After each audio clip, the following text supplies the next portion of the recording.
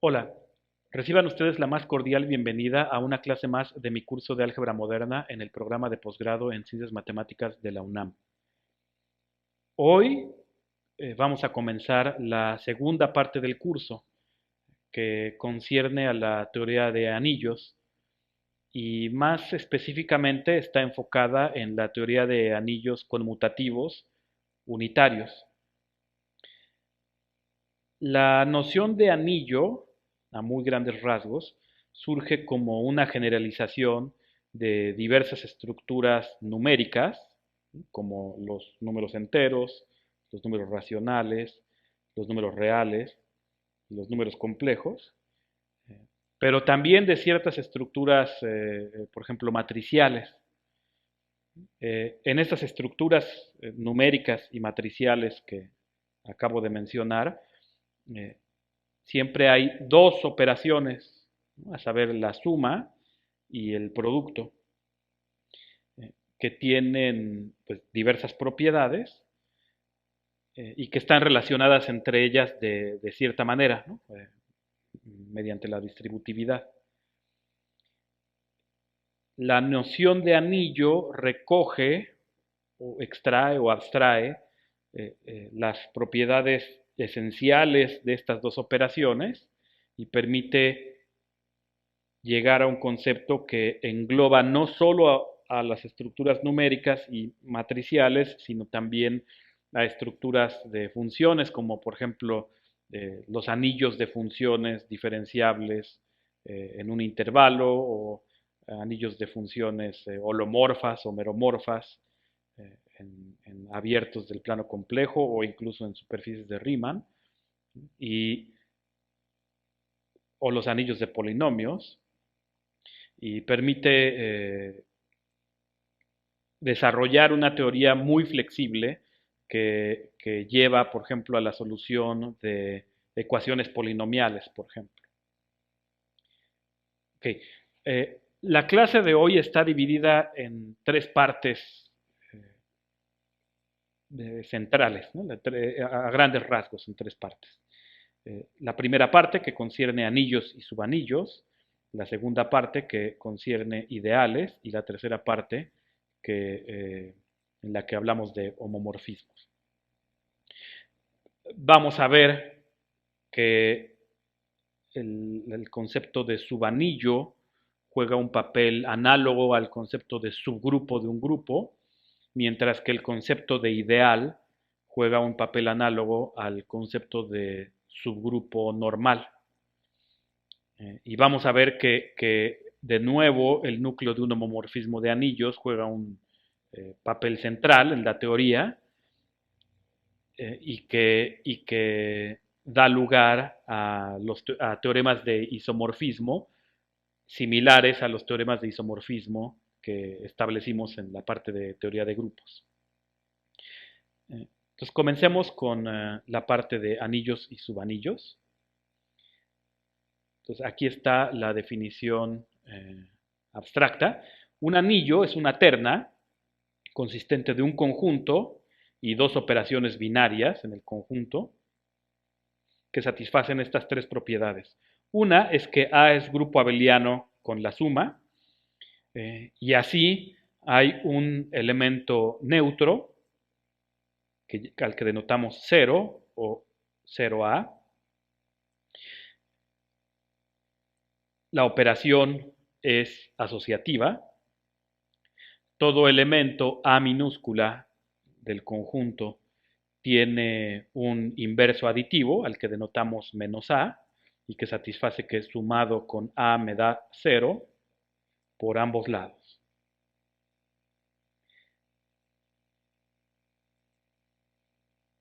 Y uso la notación menos A y no la notación A a la menos 1, pues justamente porque estoy usando la notación aditiva para esa operación.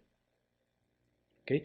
Y es abeliano, es decir, A más B es igual a B más A siempre, para todo A y B en A, ¿no? Entonces, no tengo mayor preocupación ni por cómo escribo los paréntesis para la suma, ni en qué orden escribo los elementos que sumo.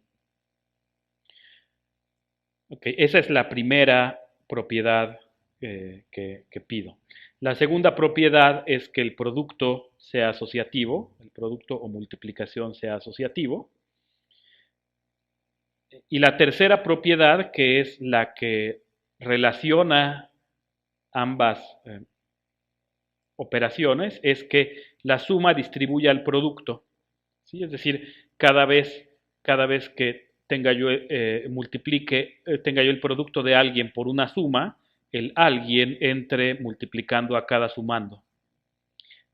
Por ambos lados, ¿no? Es decir, C por A más B sea igual a C por A más C por B, pero también si hago la multiplicación del otro lado, A más B por C sea igual a por C más B por C. Aunque, pues claro, que este producto ya no necesariamente sea igual a este producto, ¿no? Porque fíjense que en estas tres propiedades estoy pidiendo que punto sea una operación asociativa, pero no estoy pidiendo que sea conmutativa.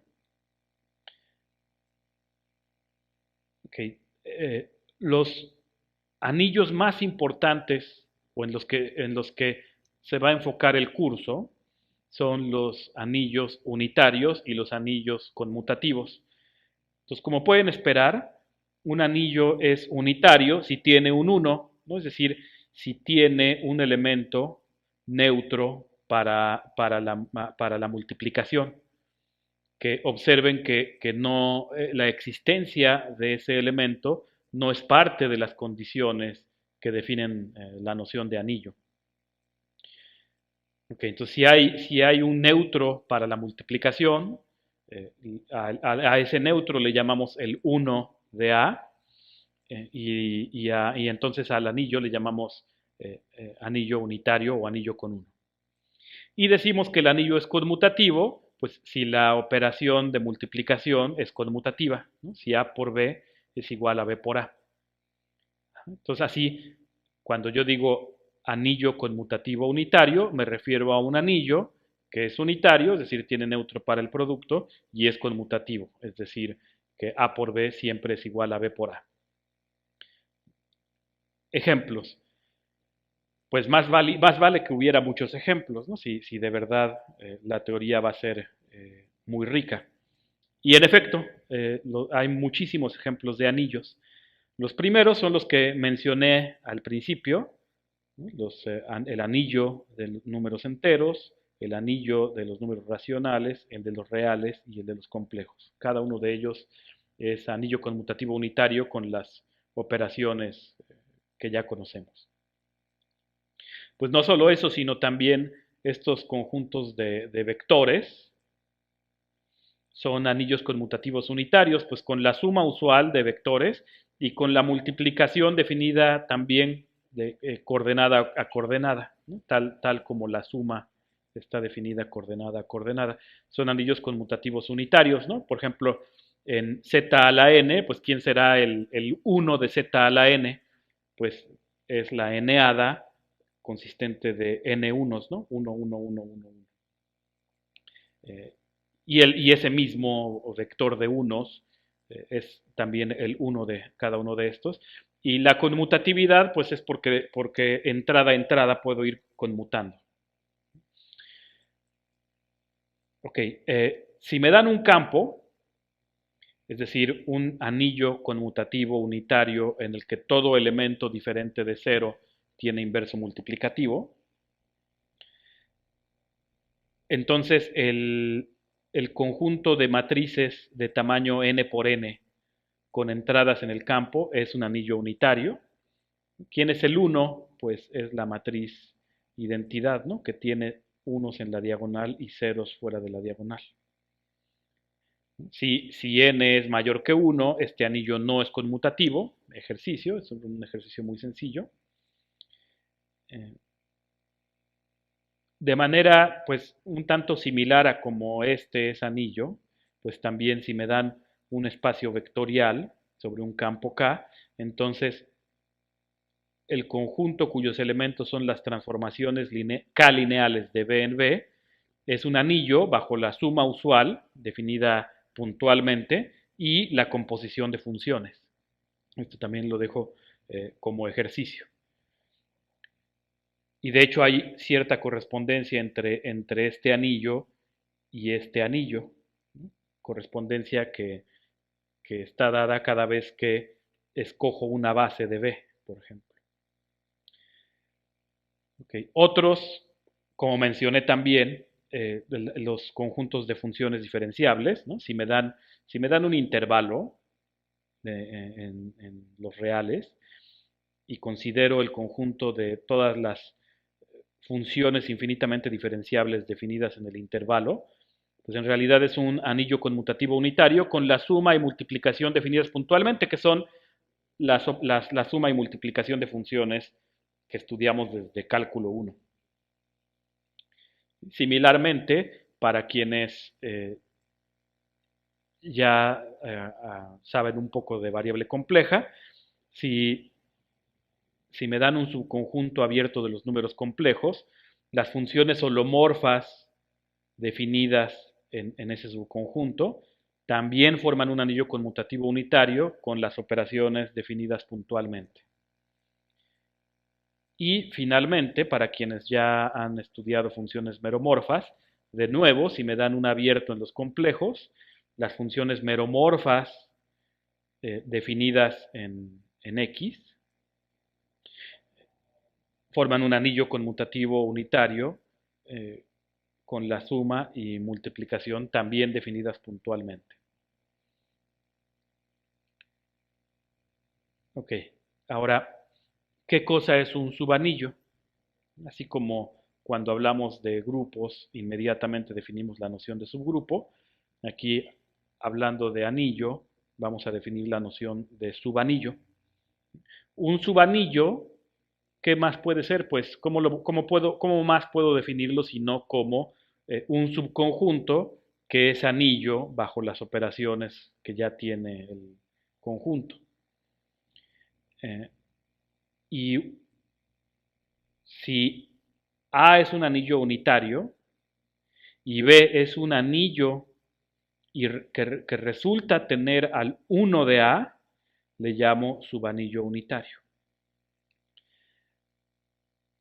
Aquí hay un punto un poco sutil. Entonces, mientras que cuando tengo un grupo y un subgrupo, automáticamente puedo demostrar que el neutro del grupo pertenece al subgrupo, ¿no? Y aquí entonces puedo asegurar que el 0 de A pertenece a cualquier subanillo y es entonces también el 0 del subanillo. No puedo hacer lo mismo para el 1 de A en caso de que sea unitario. Y eso no puedo hacerlo porque en la noción de subanillo no estoy pidiendo, ni siquiera sé que haya inversos multiplicativos, ¿no? Y entonces, de hecho, hay ejemplos de anillos unitarios que tienen subanillos que cuando son considerados como anillos ellos mismos, pues tienen uno y entonces son anillos unitarios, pero que el uno del subanillo no es el uno del anillo grande, ¿sí? Entonces, es decir, hay ejemplos de anillos unitarios y subanillos que no son subanillos unitarios de acuerdo a esta definición, pero que ellos mismos sí son anillos unitarios, ¿sí? Este es el ejercicio. Ahora, es el ejercicio y, por ejemplo, piensen en las matrices de tamaño n por n y piensen en las matrices de tamaño n por n, pero en las que la última columna y el último renglón son todos cero, ¿no? Ok, eso ya prácticamente ya les dije cómo resolver el ejercicio, pero también no, en este curso no vamos a preocuparnos demasiado, porque salvo en esta clase, eh, eh, nos vamos a enfocar en subanillos que son unitarios, es decir, en subanillos en los que ya el uno del anillo grande ya está en ellos y entonces eh, ya no tienen mayor problema. Ejemplos de subanillos. Por ejemplo, los enteros forman un subanillo unitario de los racionales, que forman un subanillo unitario de los reales, que forman un subanillo unitario de los complejos. en los anillos de funciones, eh, las funciones infinitamente diferenciables, pues claro que forman un subanillo unitario de las funciones que solo son k veces diferenciables, ¿no? Unitario, ¿por qué? Porque el 1 de aquí es la función constante 1, el 1 de aquí es la función constante 1 que pertenece a este. Okay. Y también, pues si una función es k más 1 veces diferenciable, en particular es k veces diferenciable. Son subanillos unitarios.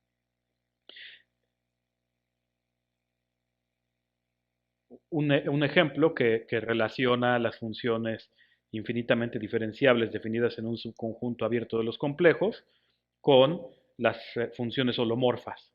Una de las cosas que se prueba en variable compleja es que toda función holomorfa es infinitamente diferenciable. Y entonces aquí de hecho me equivoqué, ¿verdad? Porque debí de haber escrito que aquí omega y aquí c infinito. Ok. Y otro ejemplo es que toda función holomorfa, pues claro que es meromorfa, ¿no? Y la función constante 1, que es meromorfa, pues también es holomorfa. Ok, entonces también hay muchos ejemplos. La primera pregunta es, ¿será cierto que todo subconjunto genera un subanillo? ¿No? De la misma manera en la que al principio en la parte de teoría de grupos me pregunté si todo subconjunto de un grupo genera un subgrupo. Y la respuesta es sí, y la naturaleza de la prueba es la misma. Primero muestro que si me dan un anillo unitario y me dan una familia no vacía de subanillos, digamos, unitarios, entonces la intersección de esta familia no vacía es un subanillo unitario. ¿Sí? Y como pueden ver aquí, ya me estoy enfocando en subanillos unitarios, ¿no? Podría yo mostrar la proposición en el caso de familias no vacías de subanillos y luego en el caso de familias no vacías de subanillos unitarios e ir ahí manteniendo la distinción, pero no lo voy a hacer, me voy a empezar a enfocar en subanillos unitarios. ¿Sí? La prueba es realmente muy similar a la prueba del resultado correspondiente en teoría de grupos y lo dejo como ejercicio. Con esa proposición a la mano, pues si me dan un anillo unitario y un subconjunto, pues puedo mostrar que existe un subanillo unitario que contiene a S y que contiene a todo subanillo unitario que contenga a S. Es decir, que existe un subanillo unitario que contiene a S y es el más pequeño entre todos los subanillos unitarios que contienen a S. Eh, la prueba es completamente análoga a la prueba que se hizo en teoría de grupos. Es decir, si me dan mi subconjunto, considero la familia eh, consistente de los subanillos unitarios de A que contienen a S. Esa familia es no vacía porque A está en esa familia, intersecto, y la intersección tiene esa propiedad. Al subanillo, a este subanillo, le llamo subanillo unitario generado por S. Le llamo subanillo unitario porque, de nuevo, si me detuviera yo a ver qué pasa en el caso en el que no pido que los subanillos sean unitarios, eh, puede haber cierta diferencia en la que de la que no me voy a preocupar porque solo hablaré de subanillos unitarios en este curso. Y en particular, si mi anillo original, además de ser unitario, es conmutativo, y si con lo que empiezo es con un subanillo unitario, y me pregunto por el subanillo unitario generado por la unión de mi subanillo con mi subconjunto, dos cosas.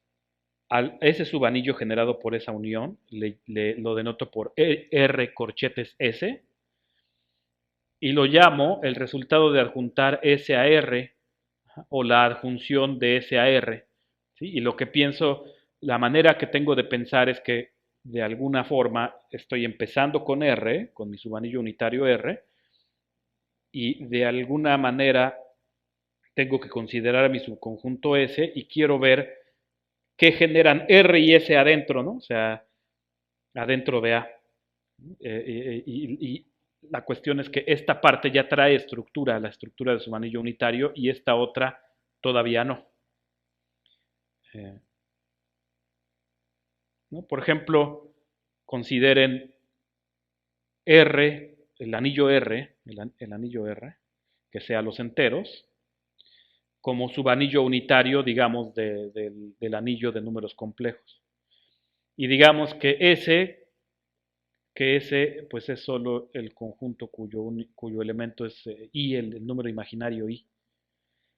Y pues claro que este subanillo unitario de C existe por este corolario.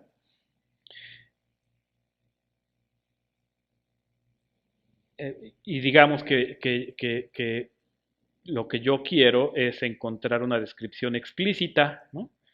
Y entonces el ejercicio, lo que les pido es que este subanillo unitario de C coincide como conjunto con todas las expresiones de la forma A más BI con A y B enteros. O sea, por ejemplo, claramente Z unión I, claro que está contenido en este conjunto, eso es obvio. Eh, y claro que todos estos elementos con A y B y Z, claro que tienen que estar aquí. Y entonces, pues si este ya es subanillo unitario, tiene que coincidir. Entonces ya les estoy diciendo la estrategia para resolverlo. Y algo similar, el subanillo unitario del anillo de números complejos generado por Q unión I coincide con todos los números complejos de la forma R más SI con R y S en los racionales. ¿Por qué lo pongo como ejercicio? Porque observen que, por ejemplo, en este caso, a priori, antes de saber antes de saber que la adjunción, el resultado de adjuntar I a Z consiste solo de estos, pues lo que veo es que al menos estos tienen que estar, estos elementos, pero también observen que tiene que estar, por ejemplo, I al cubo tiene que estar aquí, I a la cuarta tiene que estar aquí. Aunque independientemente de que yo supiera que I a la cuarta es 1, ¿no? Tendría que estar aquí. I a la quinta, etcétera. Y con todas esas potencias, también los productos de esas potencias con números enteros tendrían que estar, y con ellos todas sus sumas, y de hecho todas sus restas, pero con la suma y con la resta no hay problema, ¿no? Porque de hecho menos A por B en un anillo siempre es igual a A por menos B, y esto siempre es igual a menos A por B. Ejercicio. Ya se imaginarán que el truco es, pues estoy afirmando, por ejemplo, que este es el inverso aditivo de este, pues se lo sumo a A por B, similarmente a este, y juego, ¿no?, con las propiedades de anillo. Otro ejercicio, por ejemplo, A por 0 siempre es 0 por A, siempre es 0 en cualquier anillo. Otro ejercicio. Ok, pues lo que dice el siguiente teorema es esta descripción general del resultado de adjuntar un elemento alfa a cualquier subanillo unitario de un anillo conmutativo unitario. Y describe tal subanillo como precisamente el conjunto de todas las expresiones polinomiales en el elemento alfa con coeficientes en R, ¿no? Expresiones polinomiales, claro, finitas, ¿no? Es decir, eh, sumas finitas, sumas finitas de combinaciones R lineales de potencias de alfa, de monomios en alfa. Y más generalmente, pues si me dan cualquier subconjunto de A, junto con mi anillo, mi subanillo unitario del anillo conmutativo unitario A, la adjunción de S a R coincide como conjunto al conjunto de combinaciones R lineales, es decir, con coeficientes en R, pues de productos finitos de elementos de S, es decir, de monomios que pueda yo formar con elementos de S. Okay. Y en lugar de monomios preferiría yo decir expresiones monomiales. ¿Sí? Así como aquí no dije polinomios en alfa, sino expresiones polinomiales en alfa. La elección de esta terminología va a quedar más clara cuando hablemos de anillos de polinomios, ¿no? Que son estructuras formales mucho más rígidas que estas, ¿no? Okay. La prueba, pues para la prueba, pues de hecho es ya muy similar a cuando probamos, a cuando examinamos cómo tienen que ser los elementos del subgrupo generado por un subconjunto. ¿No? Por ejemplo, bastaría probar, digamos, claramente, si pruebo esta segunda afirmación, la primera queda también ya demostrada. Y aquí tendría yo quizá que poner diferente del vacío para evitar hacer teoría del conjunto vacío. Y 1. Es claro, digamos que es claro, vamos a llamar B al conjunto de combinaciones R lineales de productos finitos de elementos de S. Entonces, ¿cómo escribo esto que acabo de decir como conjunto? Pues sería algo así como R suma sobre subíndices J0, etcétera, JT, R, J0, JT, S1 a la J0, S2 a la J2, perdón, quizá aquí debería decir 1,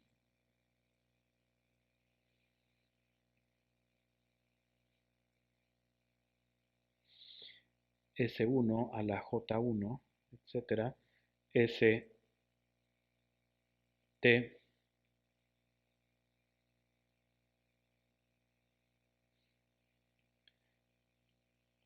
ST a la JT, con la propiedad de que pues J1, JT son enteros no negativos, S1 hasta ST son elementos de S, y de hecho aquí tendría que poner a la T y T en Z a la mayor o igual que 1, vamos a decir, y que la suma sea finita, ¿no? Es decir, que salvo un número finito de índices, todos los R's sean 0. Bueno, ok. Ahora, lo que es claro es que R está contenido en B, ¿no? Porque puedo tomar, por ejemplo, cualquier elemento de S y elevarlo a la cero y acompañarlo con el elemento de R que yo quiera y tomar la suma de un solo elemento. Entonces es claro que R está contenido en B, también es claro que S está contenido en B, porque R es subanillo unitario, entonces tiene al 1 de A. Entonces cualquier elemento de S, pues lo puedo ver en la forma 1 por S, y esta es una de estas sumas, ¿no? De nuevo con un solo sumando. ¿Ok? Y así, bueno, también es claro que em, es claro que B está contenido en RDS porque, porque lo que es claro es que cada una de estas expresiones polinomiales en elementos de S tienen que estar en este cuate, ¿no? Porque B tiene que ser cerrado bajo productos y bajo sumas. De manera que la prueba termina si este ya es subanillo unitario de A. Pero ser subanillo unitario de A es, eh, es ser subanillo y tener al 1. Ahora el 1 claro que está, el 1 del anillo grande claro que está aquí, porque está en R, está en R que está contenido en B. Entonces el 1 sí que está en B. Si el 0, digamos, de manera que si mi B es subanillo, sé que automáticamente que va a ser subanillo unitario, porque el 1 está. Ahora, el 0 de A está, porque pues, también lo puedo poner como 0 por cualquiera, ¿no? Y es una de estas sumas. Y si alguien está, su inverso está, porque menos una de estas sumas es igual a la suma con el menos que entra en todos lados. Y así, pues sí, B tiene al neutro de la suma, es cerrado bajo la suma, porque dos de estas sumas finitas, pues de nuevo es una de esas sumas finitas, y es cerrado bajo tomar inversos. Entonces, si es subanillo, y ya vimos que tiene al 1, es subanillo unitario. Entonces, eh, y además B es subanillo unitario. Entonces dejo como ejercicio escribir la prueba de esto que esbocé verbalmente. Ejercicio, escribir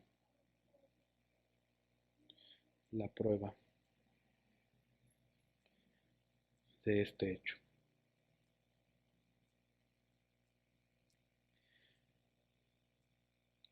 Okay. Y llegamos entonces a una descripción muy satisfactoria, diría yo, de este subanillo, del resultado de adjuntar S a mi subanillo unitario del anillo conmutativo unitario A.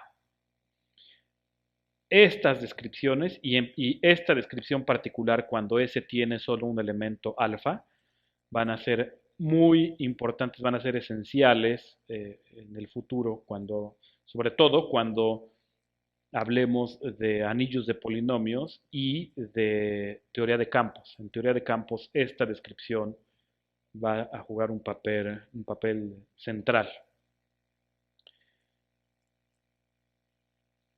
Un par de tipos especiales de anillos conmutativos unitarios, solo un par.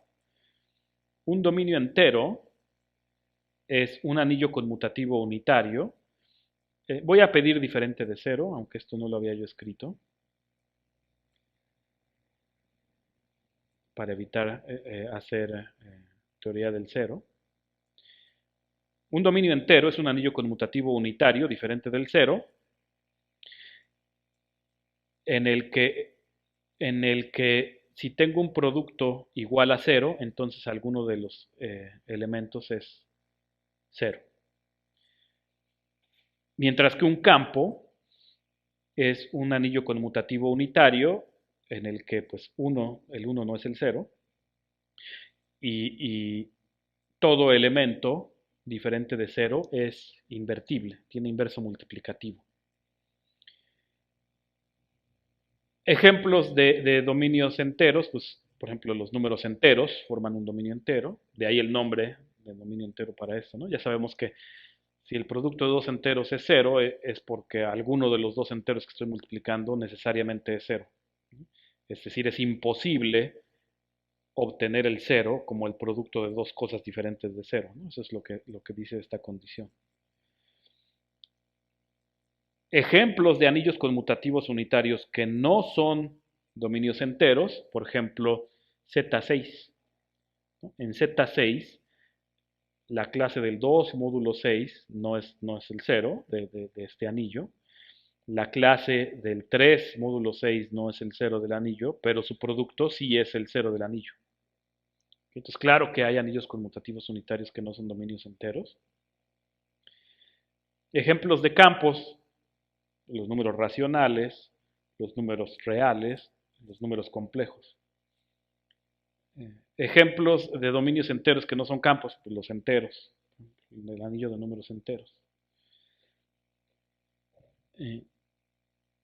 Y un ejercicio de caracterización de dominios enteros, en términos un poquito, alguien podría decir, más elegantes, dominios enteros y campos, ¿sí? En términos de las funciones multiplicación.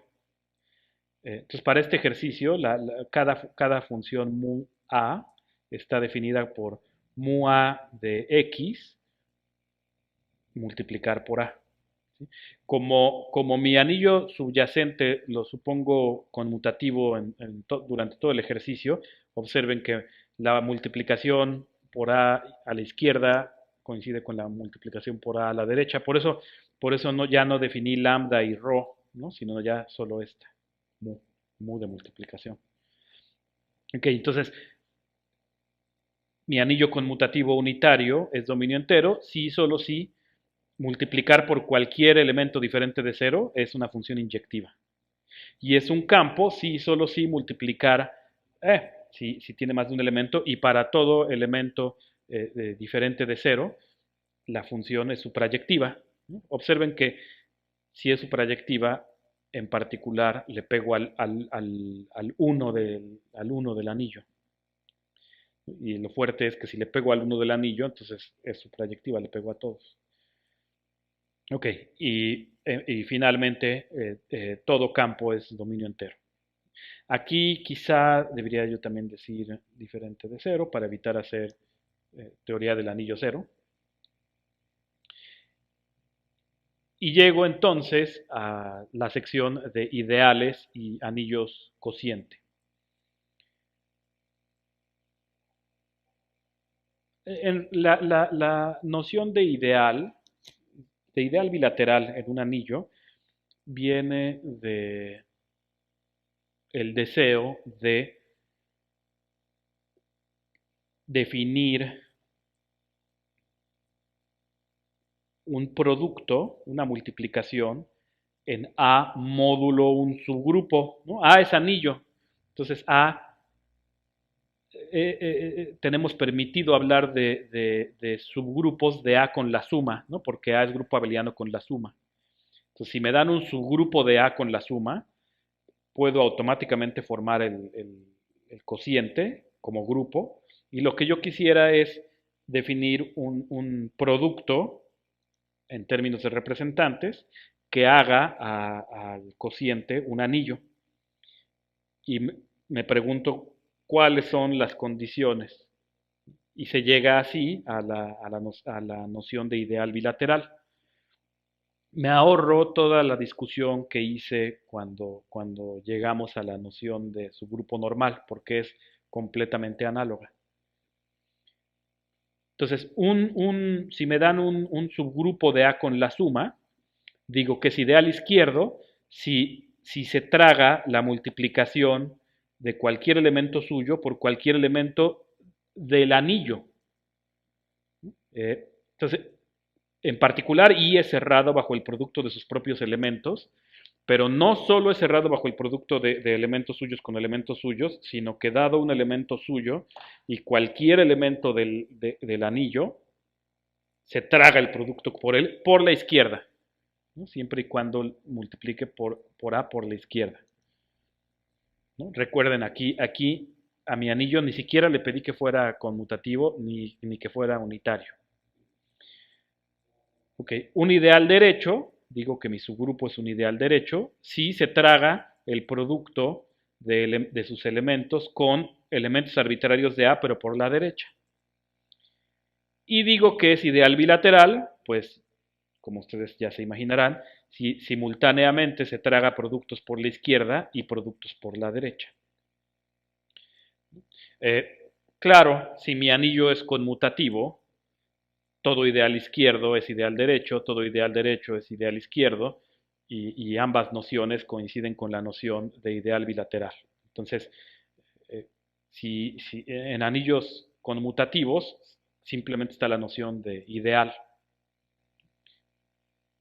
Ok, ejemplos. Los múltiplos de un entero fijo n forman un ideal bilateral de z. Observen, si tengo mi anillo conmutativo, R, y tengo un elemento, entonces cuando formo todos estos productos obtengo un ideal bilateral de R. Observen, claro que sí, este cerrado, este es cerrado cuando multiplico por elementos arbitrarios de R. Sí, ¿no? Porque cuando multiplico cualquiera de estos por un elemento de R, ese elemento de R se lo puedo cargar acá. Y es cerrado bajo suma porque, por ejemplo, RA más SA, si R y S están en R, pues esto es R más S por A, ¿no? Por ejemplo. También 0 por A es 0 y así el 0 está aquí. Bueno, y de hecho observen, pues este es entonces bueno, que eso lo regresaré en un momento. Perdón, iba yo a decir algo, iba yo a adelantar. Si K es un campo, entonces K tiene exactamente dos ideales. Sí, ¿no? El 0 siempre es ideal, ¿no? El conjunto cuyo único elemento es el 0 siempre es un ideal, no importa en qué anillo esté. Ok, claro que el total es ideal, ¿no? Claro que sí, ¿no? Es un subgrupo, sí, y es cerrado bajo estos, sí. Pero en un campo no hay más que esos dos, más que los dos obvios. Y pues la idea es que si me dan un ideal que tiene un elemento diferente de 0, ese elemento diferente de 0 tiene inverso multiplicativo, hago ese producto, obtengo al 1, y después de obtener al 1, pues puedo multiplicar el 1 por cualquiera y ya entonces tengo todo el campo. Z no es un ideal de Q, ¿no? Y entonces aquí observen, tengo un subanillo unitario de mi anillo conmutativo unitario, pero pues no es ideal. ¿Por qué no es ideal? Pues si quieren por 3, ¿no?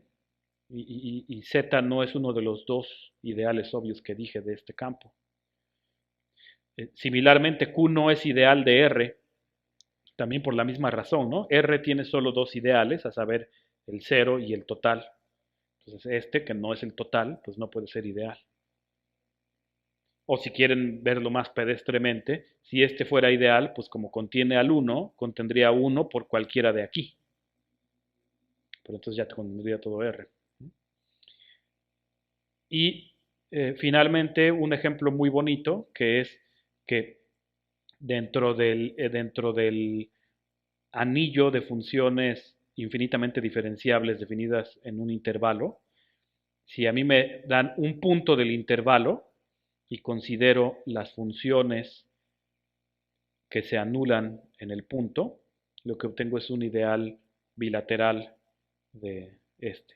Pues sí, ¿no? Si como la multiplicación está definida puntualmente, si yo multiplico cualquiera de estas por cualquier función infinitamente diferenciable, el resultado vuelve a anularse aquí, en x0.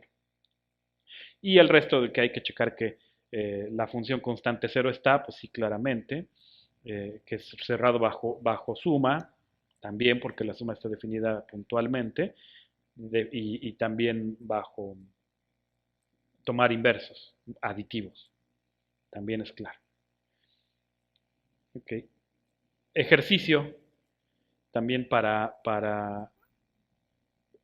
que tengan un poquito de práctica con anillos no conmutativos.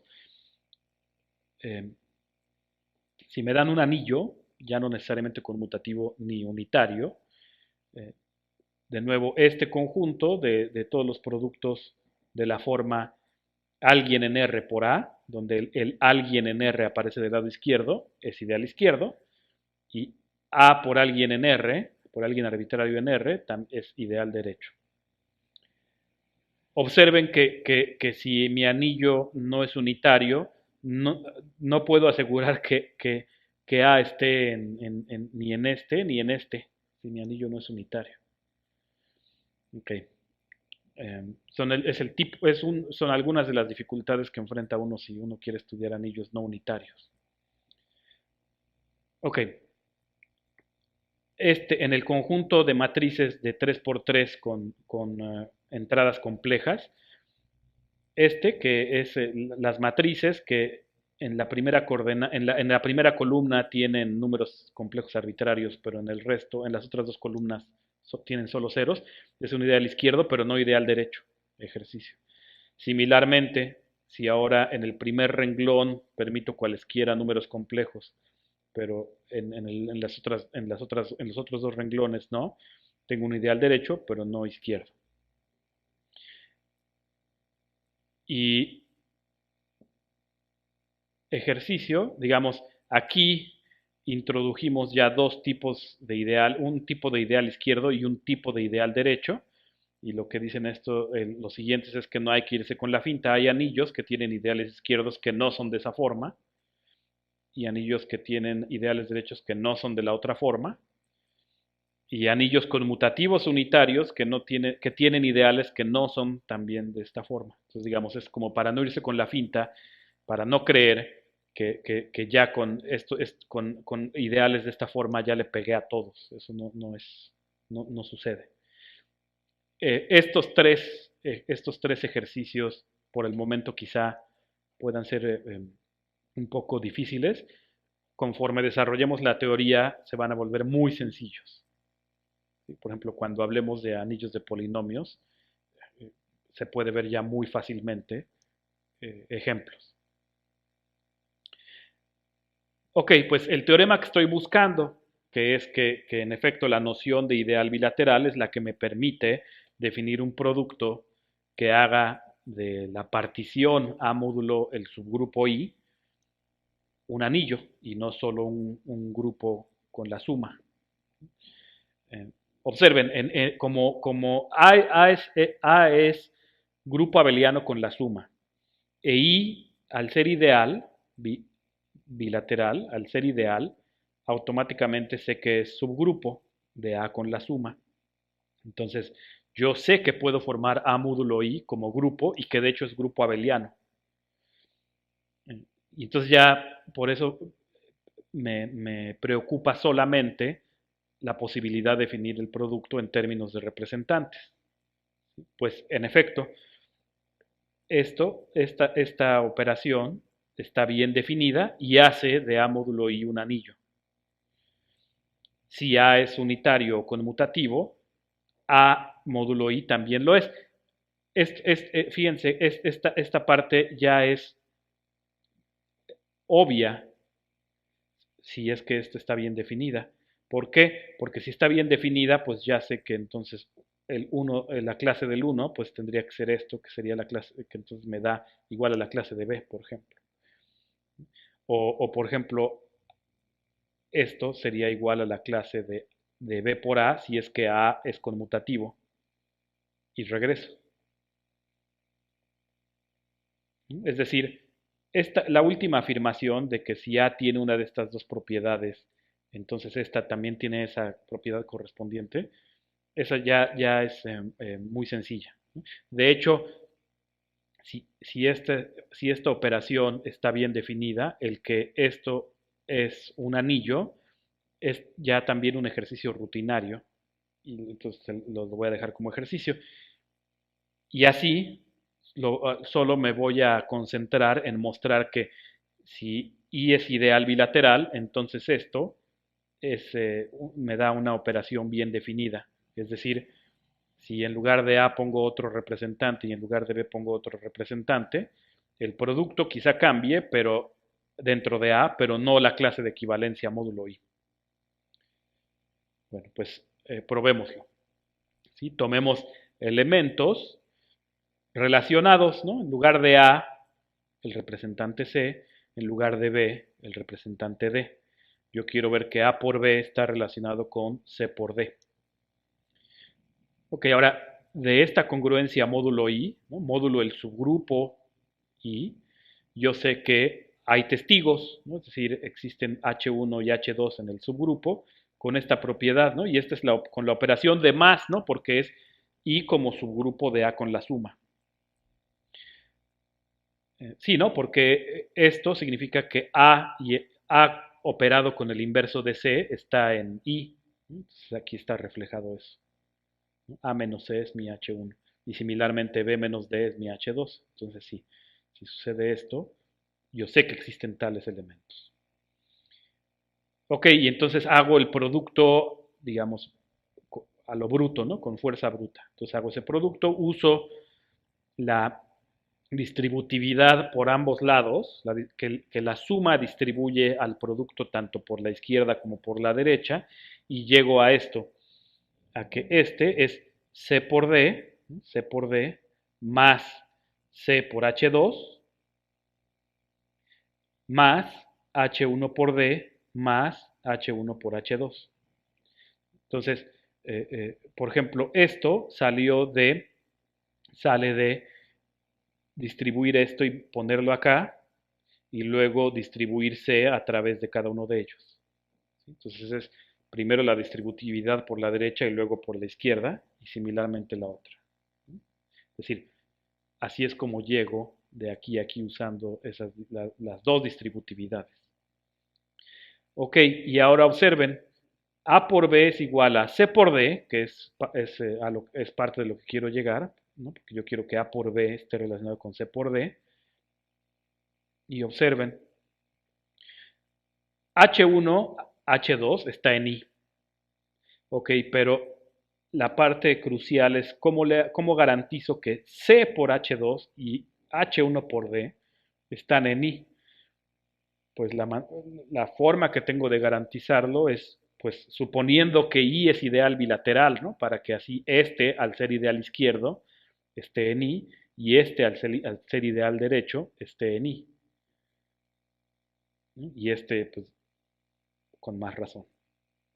Ok, y así es que logro llegar a que A por B es igual a C por D más todo esto que está en I porque I es cerrado bajo la suma. Y eso muestra que la clase de A por B módulo I es igual a la clase de C por D. Y así, pues la operación que estoy proponiendo, es decir, definida en términos de representantes, está bien definida. Como dije, una vez que, que sé que la operación está bien definida, el resto es bastante sencillo, es rutinario. Entonces lo dejo como ejercicio. El anillo A módulo I, ¿no? Es el anillo cociente de A módulo I. ¿Sí? Y entonces, observen, para construirlo solo requerí que A fuera anillo y que I fuera ideal bilateral. Y la propiedad de ser unitario se heredaría si es que A es unitario, y la propiedad de ser conmutativo también se heredaría si es que A es conmutativo. ¿Okay? Este ejercicio consiste en probar que la noción de ideal es la universal o la adecuada o la más general posible para dotar a una partición de estructura de anillo, ¿no? Es decir, si me dan un anillo y me dan una partición, este es el conjunto potencia de A, ¿no? Los elementos son los subconjuntos. Entonces, cualquier partición es subconjunto de la potencia. En fin, si me dan una partición y resulta ser que las reglas definidas en términos de representantes arbitrarios, si están bien definidas, entonces es anillo. En ese sentido generaliza a esta parte de acá. Pero además, la partición proviene de un ideal. Y el ideal lo encuentro fácilmente, como hacía yo en grupos, como la clase de equivalencia del neutro. Ok. Ahora me pregunto si todo subconjunto de un anillo conmutativo unitario genera un ideal. Y la respuesta es sí. Aquí me voy a enfocar en anillos unitarios para evitar el problema este que les dije, que les mencioné aquí, que si no supongo que R es unitario, no sé si A está en este conjunto, porque no sé si hay un 1 que me permite expresar A como 1 por A.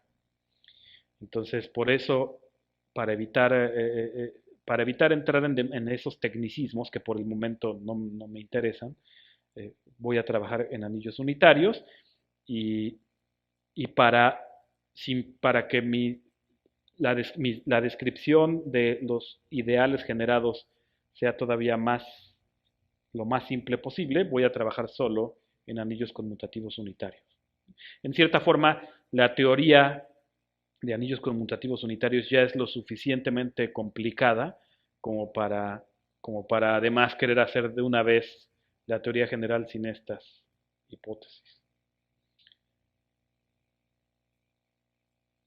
Eh, Generación de ideales en anillos conmutativos unitarios correspondería a la generación de un subgrupo normal dentro de un grupo, ¿no? Y recuerden que si me dan un subconjunto de un grupo, este subconjunto genera un subgrupo, que es el mínimo subgrupo que lo contiene, pero también genera un subgrupo normal, que es el mínimo subgrupo normal que lo contiene, y que puede ser más grande que el subgrupo a secas generado por el subconjunto. Sucede algo similar. Eh, Sucede algo similar, claro que el ideal generado no va a ser, no va a tener al 1. En fin, eh, que hay algunos matices de diferencia. Ok, me pregunto si todo su conjunto genera un ideal. La respuesta va a ser sí. La respuesta primero está dada en términos conjuntistas para la existencia y después se da una descripción explícita de cómo son los elementos de este ideal generado por mi subconjunto. Entonces, para la respuesta conjuntista, comienzo con una familia no vacía de ideales de mi anillo conmutativo unitario y digo simplemente ideales por conmutatividad. Yo sé que en un anillo conmutativo, ideal izquierdo e ideal derecho son la misma noción. Bueno, pues si tomo una de esas familias no vacías de ideales, su intersección, y aquí debí de haber puesto esta otro F con esa fuente, ¿no? F caligráfica, es un ideal de nuevo. La prueba es de nuevo un ejercicio rutinario, entonces se lo dejo como ejercicio. Y así, si me dan mi subconjunto de mi anillo conmutativo unitario R, la familia de ideales de R que contienen a S es no vacía, ¿okay? La tomo su intersección, y su intersección es entonces un ideal que contiene a S, y claro que está contenido en cualquier ideal que contenga a S, ¿no? Porque pues, lo estuve intersectando todos, ¿no? los que contenían a S. Okay. A ese ideal le llamo el nombre le llamo ideal de R generado por S y lo denoto así. Entonces, este sería el símbolo diagonal invertida, Langle, luego I y luego rank y luego R. Ok. Entonces, si todo subconjunto de un anillo conmutativo unitario genera un ideal, observen que en la definición de ideal no pido que el 1 esté en el ideal. O sea, aquí en mi definición no se pide que el 1 esté ahí, porque de hecho una vez que el 1 está, todo el anillo tiene que estar contenido en el ideal. Entonces sería incluso un poco tonto pedir que el 1 estuviera. Entonces, ideales propios no son subanillos unitarios. Bueno, lo siguiente que me pregunto es, ¿cómo doy una descripción explícita de los elementos del ideal generado por S? Pues lo pienso. Y pues si mi subconjunto es el vacío, el ideal que genera pues, es el cero, ¿no? Porque el cero siempre es ideal. Si es el ideal más pequeño posible. Ok, entonces supongan que S, que mi subconjunto S no es vacío. Entonces, como están en el ideal generado por S, tienen que estar todos los elementos de S. Y al estar todos los elementos de S, tienen que estar todos los productos de esos elementos con elementos arbitrarios de R. Es decir, cada uno de estos elementos tienen que estar aquí. Y con ellos su suma. Y así veo que tengo esta contención. Y claro que I está contenido aquí porque como mi anillo es unitario, cualquier elemento de S puedo expresarlo como 1 por S. El 1 del anillo por el elemento S. De manera que basta con que este sea ideal para que coincida con el ideal generado por S.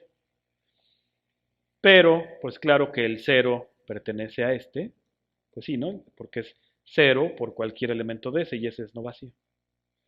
Si alguien está, su inverso está, ¿sí? Porque el menos entra en todos los sumandos, ¿no? Si alguien está aquí, su inverso está porque, su inverso aditivo está, porque lo puedo poner así, porque el menos entra en cada uno de los sumandos. Y es cerrado bajo sumar, sí, y es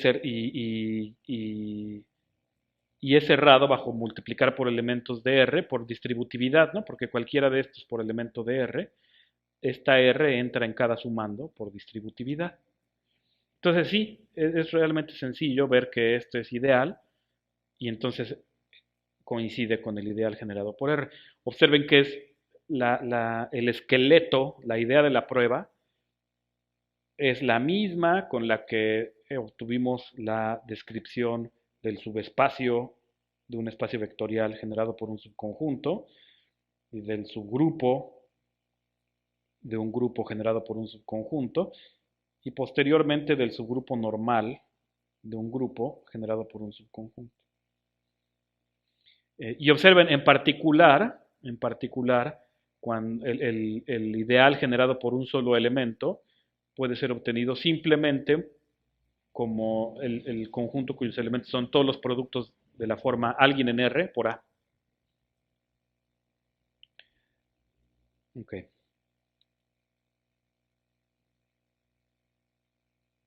Algunos tipos especiales de ideales en anillos conmutativos unitarios que van a jugar un papel importante posteriormente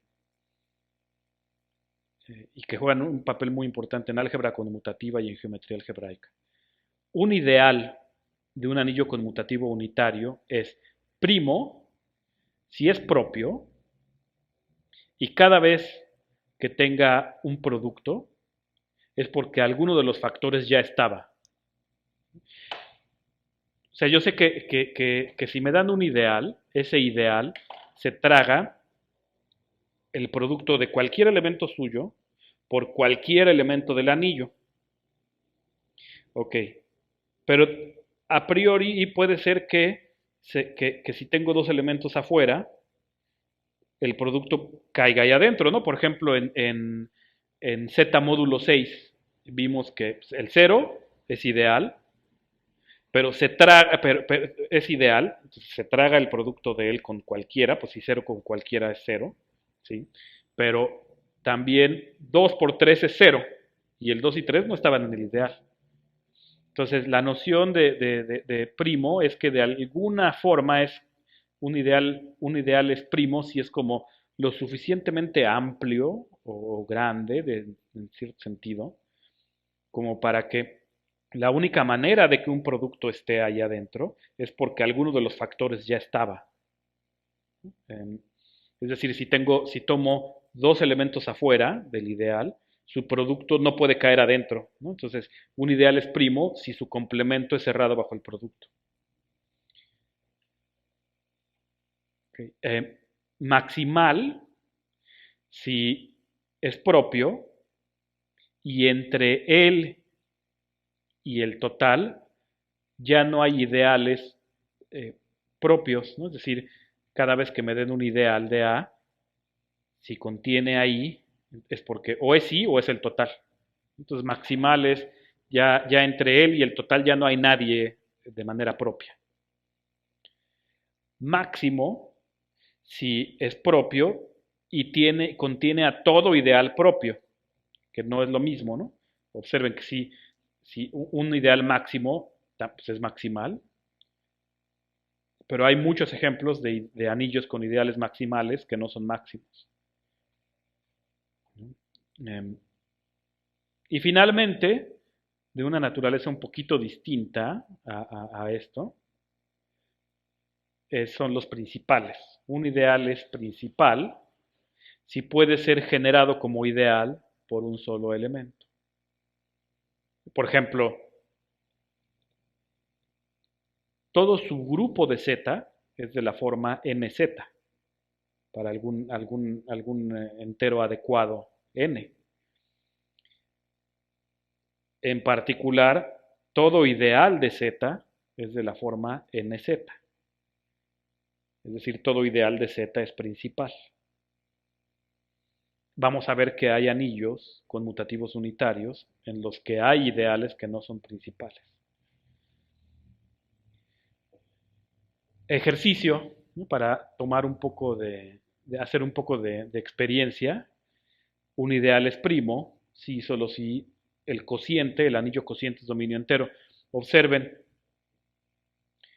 primo si la única forma de caer en I es que alguno ya esté en I, pues sí, claro que evoca la noción de dominio entero, ¿no? La única forma de darle al cero, que sería aquí el cero es I mismo, es que alguno de los dos sea cero, ¿no? Entonces, sí, es de esperarse que la noción de primalidad esté relacionada con la noción de dominio entero.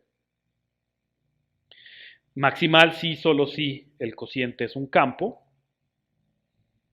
Es, sí, ¿no? Es de esperarse también porque el que no haya ideales entre I y A de manera propia, pues como que sí parece estar relacionada con el hecho de que en un campo solo hay dos ideales. ¿Ok? Todo ideal máximo es maximal, fácil. Todo ideal maximal es primo, fácil. Otro ejercicio es, dados un anillo conmutativo unitario y un ideal de A, describir todos los ideales de A módulo I en términos de los ideales de A que contienen ahí. Y similarmente describir todos los subanillos unitarios de A en términos de los subanillos de A módulo I. Ejercicio. con la experiencia que tienen en grupos, eso no debería ser demasiado difícil. Y llegamos así a la última parte de la clase de hoy, que concierne a los homomorfismos de anillos. Defino la noción de homomorfismo de anillos en general para anillos arbitrarios, aunque no sean conmutativos y aunque no sean unitarios. Entonces, ¿qué puede ser? Pues una función que permita operar antes o después. Para las operaciones que tengo, que son dos. Si mis anillos son unitarios, digo que el homomorfismo de anillos es unitario si además respeta el 1, ¿no? Manda el 1 de uno de los anillos, manda el 1 de A en el 1 de B. Y claro que hay ejemplos de anillos unitarios en los que, y homomorfismos, que son homomorfismos de anillos, pero no son homomorfismos unitarios. En este curso nos vamos a enfocar en anillos conmutativos unitarios y en homomorfismos de anillos unitarios entre ellos. Ejemplos. Un ejemplo de una naturaleza realmente muy importante para este curso, que son los homomorfismos de evaluación. Si me dan un intervalo y un elemento del intervalo, evaluar en ese elemento es un homomorfismo de anillos, del anillo de funciones infinitamente diferenciables a R. ¿Y cómo está dado? Pues a cada función le asocio, pues, ¿qué hago? Pues la evalúo en el punto y esa es su imagen, esa es la imagen. Y este es un homomorfismo de anillos unitarios. Lo dejo como ejercicio. Posteriormente nosotros nos vamos a enfocar en homomorfismos de evaluación, pero que salen de otro tipo de anillos, no de las funciones diferenciables, sino de anillos de polinomios. Pero la naturaleza del ejemplo es la importante, que es dado un punto del dominio, evaluar n es un homomorfismo. La derivada vimos que era un homomorfismo de grupos, pues no es un homomorfismo de anillos. ¿Por qué? Pues porque yo ya sé que la derivada de un producto no es el producto de las derivadas, ¿no? Es una de las cosas con las que se quebraba uno la cabeza en cálculo 1. Pues justamente eso me dice, pues no es un homomorfismo de anillos, ¿no? Sino que se satisface la regla de Leibniz, ¿no? Bien, entonces, también para no irnos con la finta de que todo es homomorfismo de anillos.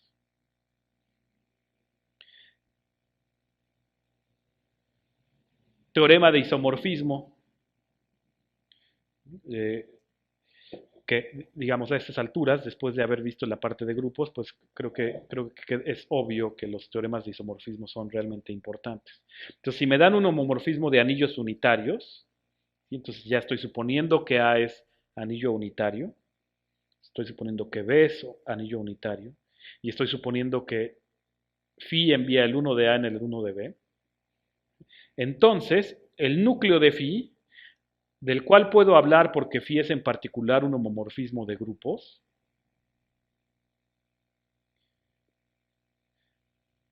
bueno, pues es un ideal bilateral. Ejercicio, es realmente muy sencillo. La imagen es un subanillo unitario de B. Pues es subanillo y claro que tiene al 1 de B porque estoy suponiendo que phi de 1 es 1.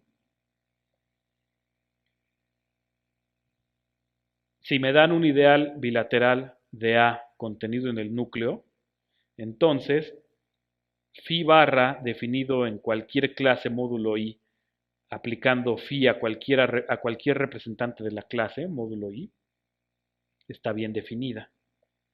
Sí, porque si me muevo de este a otro, la diferencia está en I, y entonces phi de este y phi del otro representante me da lo mismo.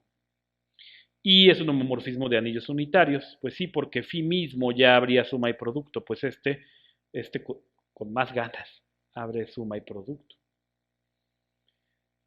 Ok, y satisface, pues claramente su imagen es la imagen de phi.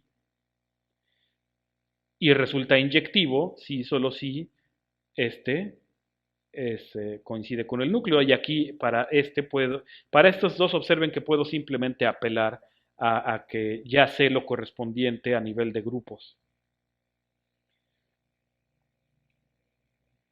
En particular, si phi es un homomorfismo de anillos unitarios, tengo un isomorfismo inducido de A módulo el núcleo a la imagen, que es un subanillo unitario de B.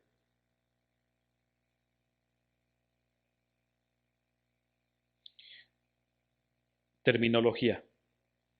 Un homomorfismo de anillos es isomorfismo si, pues, si es invertible en lo que posteriormente llamaría uno la categoría de anillos. Es decir, si existe un homomorfismo de anillos en el sentido opuesto, con la propiedad de que compuesto con él me da las identidades correspondientes, ¿no?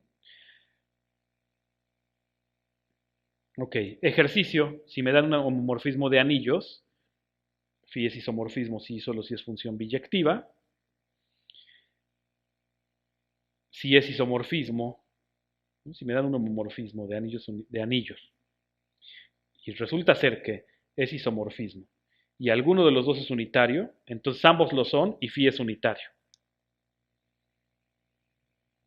Es decir, los isomorfismos se comportan bien a nivel de eh, anillos unitarios. No hay que ir imponiendo la propiedad extra de que lleve el uno en el uno. Y lo mismo a nivel de conmutatividad, si es isomorfismo y alguno de los dos es conmutativo, entonces ambos lo son.